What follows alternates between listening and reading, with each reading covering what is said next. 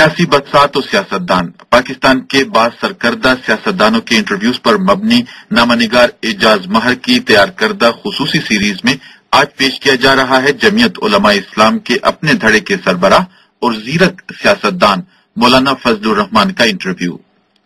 مولانا فضل الرحمان کہتے ہیں کہ پاکستان میں فرقہ وارانہ تشدد میں انٹیلیجنس ایجنسیاں ملوث ہیں۔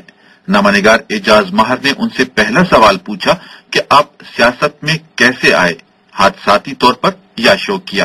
تو مولانا فضل الرحمان نے کہا، میں نے تو آنکھ سیاسی ماحول میں کھولی ہے، تو اس حیثیت میں ظاہر ہے کہ جس ماحول میں آدمی آنکھ کھولتا ہے اس کے اثرات اس شمول پر ہوتے ہیں۔ ایک لحاظ سے کہا جاتا ہے کہ جی یہ جو پالیٹکس ہے، ڈیموکریسی ہے، اس میں موروثی سیاست کو جو ہے وہ موروثی سیاست جو ہے یہ ایک انبیاء کی سنت ہے۔ یہ تو آج کی روایتی اور مروجہ سیاست کے الفاظ ہیں، موروثی سیاست۔ اور یہ میرے والد صاحب پارٹی کے امیر نہیں تھے، میں پارٹی کا امیر ہوں اس وقت، تو یاد رہیں گے ماشاءاللہ۔ نہیں، جب تک جماعت چاہے گی، ہم ہر 3 سال کے بعد الیکشن کرتے ہیں۔ ابھی ریسنٹلی وکی لیکس کے حوالے سے باتیں آئی، آپ ایک طرف جو ہے وہ امریکہ کے خلاف بولتے رہتے ہیں، دوسری طرف ان کو سفارشیں کروا رہے ہیں کہ مجھے وزیر اعظم بنائے، یہ نظریہ؟ اگر وکی لیکس جیسی چیزیں اور ایک امریکی سفارتخانے کی ایک رپورٹ اگر وہی کسی کی شخصیت اور کسی کے کردار کا معیار ہے تو پھر مجھے بہت افسوس ہے۔ آپ نے والد صاحب کے پالیٹکس کی بات کی، ماشاءاللہ ان کی صاف ستھری پالیٹکس رہی، اور آپ کی جماعت کی پالیٹکس کے اندر اگر ہم دیکھتے ہیں کہ ضیاء الحق کے زمانے کے بعد سے ایک تھوڑا سا موقع پرستی والا ایلیمنٹ جو ہے اس میں نظر آتا ہے۔ بنیادی بات یہ ہے کہ ہم اپنے نظریے، اپنے اہداف و مقاصد کے ساتھ کمیٹڈ ہیں۔ نمبر 1، اس کو ہم جمہوری راستے سے حاصل کرنا چاہتے ہیں۔ جب الیکشن ہوتا ہے تو ہر انتخاب کے بعد طاقت کا ایک نیا توازن سامنے آتا ہے۔ طاقت کے اس نئے توازن میں ہم نے اپنے نظریے اور اپنی جماعتی سوچ کے حوالے سے کردار کا تعین کرنا ہوتا ہے، اس کی حکمت عملی بنانی پڑتی ہے۔ جب ہمیں سن 1993 میں آیا پارلیمنٹ کے اندر، تو اس میں پیپلز پارٹی نے ہمیں اپروچ کیا اور ہم سے بات چیت کی، اور ابتدا یہاں سے کی کہ ہم آپ کے ساتھ آپ کے خیالات کو سمجھتے ہوئے اور آپ کی پارٹی کے نظریات کو اپنی پالیسیوں میں گنجائش دینے کے لیے تیار ہیں۔ تو ہم نے کہا کہ ہم تو نظریات کی جنگ لڑ رہے ہیں، یہ تو نہیں ہے کہ ہر افراد کے ساتھ میری جنگ ہے کہ یہ شکل مجھے پسند نہیں ہے تو اس کو ختم ہو جانا چاہیے۔ لیکن ہم نے اس وقت نواز شریف کی سیاست نہیں کی، کیونکہ وہ ایک خالصتاً پاور پالیٹکس تھی کہ بھئی جو حکومت میں آئے گا اس کو گرائیں گے اور خود حکومت میں آنے کی جتن کریں گے۔ لیکن 2001 کے بعد جو سیاست دنیا کی پلٹی ہے عالمی سطح پر، اور بالخصوص ہمارے خطے پر جو اس کے اثرات مرتب ہوئے ہیں، اور جس طرح ہمارے مذہبی طبقہ اور مذہبی سوچ کے لوگ جس دباؤ میں آئے ہیں، آپ نے دیکھا کہ ہم الحمدللہ اپنے تمام سوچ اور فکر کو، چاہے تمام مذہبی جماعتیں ہوں، چاہے ہمارے ساتھ وابستہ عوام ہوں، ان کو ہم نے ایک آئین اور قانون کے راستے پہ ڈالا ہے۔ لیکن میں پھر وہی بات تھوڑا سا آپ کو یاد کرانا چاہوں گا کہ ضیاء الحق کا زمانہ، پھر پیپلز پارٹی، پھر مشرف کا زمانہ، پھر اب پیپلز پارٹی کے ساتھ رہے، اب علیحدہ بھی ہو گئے، تو یہ مقصد کیا ہے آپ کے؟ یہ پلٹے جو کھائے آپ نے، ہر فوجی عامر کے ساتھ بھی، کون سے فوجی عامر کے ساتھ؟ مشرف کے ساتھ۔ مشرف کے ساتھ میں لیڈر تھا اپوزیشن تھا، آپ کو پتا؟ آپ لیڈر آف اپوزیشن تھے، لیکن ساتھ میں دونوں مزے لوٹ رہے تھے۔ LFO کس نے پاس کروایا، کس طرح ٹاکس ہوئے؟ دیکھیے LFO میں تو سب نے کیا ہے، یعنی ہم اکیلے تو نہیں تھے، پورا پارلیمنٹ نے LFO پہ کیا ہے۔ کون سی جماعت ہے کہ جس نے وہ LFO پہ ووٹ نہیں کیا؟ فگر تو آپ تھے نا، آپ نے۔ میں نے جب میں تھا تو پھر مجھ پہ چھوڑیے نا کہ میں ملک کو جمہوریت کی طرف کس طرح لے جاتا ہوں۔ جی میں تسلیم کرتا ہوں کہ ہم نے بہت سی چیزیں جو ناپسندیدہ ہیں اور جو ہمارے سوچ سے ٹکراتی ہیں اس وقت قبول کی، اور پھر 18ویں ترمیم میں میں نے ہی اس کی تلافی کی۔ آپ کے لیے کہا جاتا ہے کہ آج کل کے ماحول میں تو خاص کر کے آپ ماشاءاللہ سیاست کے ایسے کھلاڑی ہیں کہ ایک ہاتھ سے 5 گیندیں اچھالنے کے ماہر ہیں، تو کیا کچھ نظر آیا ایسا کہ آپ نے حکومت چھوڑ دی؟ دیکھیے حکومت آدمی کرتا ہے مقاصد کے لیے، صرف کسی کرسی پہ بیٹھنے کے لیے نہیں۔ اور جب ہمیں اپنے مقاصد حاصل ہوتے نظر نہیں آ رہے تھے، اور پھر زرداری صاحب نے بڑے شرافت کے ساتھ ہمیں کہا کہ یہ امریکی بالادستی اور اس کے ساتھ جو ہماری کمٹمنٹس ہیں اور خطے پر جو ان کے اثرات ہیں، میں اس حوالے سے پیش رفت نہیں کر سکتا ہوں۔ تو پھر اس کے بعد کیا ضرورت ہے ان کے ساتھ جانے کی؟ آپ نے حکومت چھوڑ دی، چلے آپ کے بقول کے آپ کے جو نظریات تھے، آپ کی جو باتیں تھی، عمل نہیں ہوا، لیکن وزراء کالونی میں ابھی بھی گھر رکھا ہوا ہے، یہی رائے پذیر ہے؟ یہ نہیں ہے کہ حکومت سے ہم نکل گئے تو اس کا معنی یہ ہے کہ اب پیپلز پارٹی ملک کی مالک ہے اور ہم لوگ سارے اپنے گھر بار چھوڑ کے تو کل آپ کہیں گے جی پاکستان میں کیوں رہ رہے ہیں، یہاں تو ان کی حکومت ہے. صاحب آپ کے لیے یہ بھی کہا جاتا ہے کہ فادر آف طالبان، تو طالبان کے اگر ہم دیکھیں گے افغانستان میں جیسے امریکہ آیا تو 9/11 کے بعد آپ نے بڑے مظاہرے بھی کیے پاکستان بھر میں اور پبلک اوپینین جو ہے اس کو بنانے کی کوشش کی، لیکن اب کیا رائے رکھتے ہیں انہیں طالبان کے بارے میں جو پاکستان میں بھی ہے اور پورے ایک بدمنی بہت صاف ستھرا سوال ہے اس کا. اگر تو افغانستان میں ہے تو افغانی ہے، جس طرح فلسطین کے فلسطینی ہے.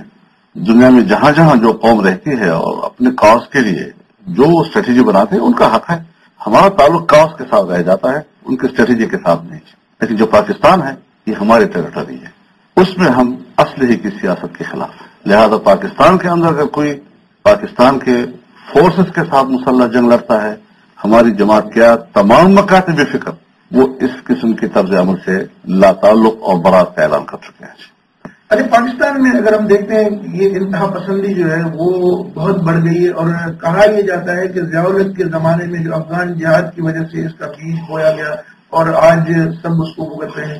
کیا آپ کو لگ رہا ہے کہ آئندہ 10 سالوں میں 15 سالوں میں یہ ختم ہونے کا کوئی امکان ہے، یا اس کو ختم کرنے کے لیے کیا اقدامات کیے جائیں؟ اب اگر امریکہ میں آپ قرآن کریم کو جلائیں، گوانٹانامو میں بھی آپ مسلمانوں کی آنکھوں کے سامنے قرآن کریم کی توہین کریں، آپ کسی جیل میں کتے چھوڑ دیں مسلمانوں کے اوپر، ان کی زندگی میں ان کے جسم کو نوچیں، آپ شبرغان جیل میں لوگوں کو ننگا کر کے جی ان کے عورتوں سے ان کو پشتونوں کو اور اس افغان کلچر میں ان کو پٹوائیں اور ننگا کر کے پٹوائیں، تو پھر بدعمل تو پیدا ہوگا نا جی. پھر آپ کہتے ہیں جی کہ وہ تو سب کچھ کریں، رسول اللہ صلی اللہ علیہ وسلم کے خاکے بھی شائع کریں، قرآن کریم کو بھی جلائیں، بےعزت بھی کریں، گٹر میں بھی پھینکیں، کتے بھی چھوڑیں ان کے اوپر اور ساری تذلیل کریں، لیکن رد عمل میں برداشت ہونا چاہیے. تو یہ ہر انسان برابر نہیں ہوتا جی. اس سے انتہا پسندی پیدا ہوتی ہے، انتہا پسندی پیدا کی گئی ہے. کچھ لوگوں کا خیال ہے کہ سیاست اور مذہب دو مختلف چیزیں ہیں، اس کو علیحدہ ہی رکھا جائے، اور پاکستان کے جو آج بڑے مسائل ہیں اس کی ایک بڑی وجہ یہ بھی ہے کہ سیاست نے مذہب کو جو ہے داخل کیا. مذہب نے کون سی رکاوٹ پیدا کی ہے اور کون سی خرابی پیدا کی ہے؟ دیکھیے میں ایک بات واضح کر دوں آپ پر کہ پاکستان کی جتنی بھی مذہبی سیاسی قیادت ہے، قیام پاکستان سے لے کر سن 51 کے 22 اسلامی نکات سے لے کر آج کے MMA تک انہوں نے ہمیشہ ہم آہنگی کی سیاست کی ہے، نفرتوں کی سیاست نہیں کی.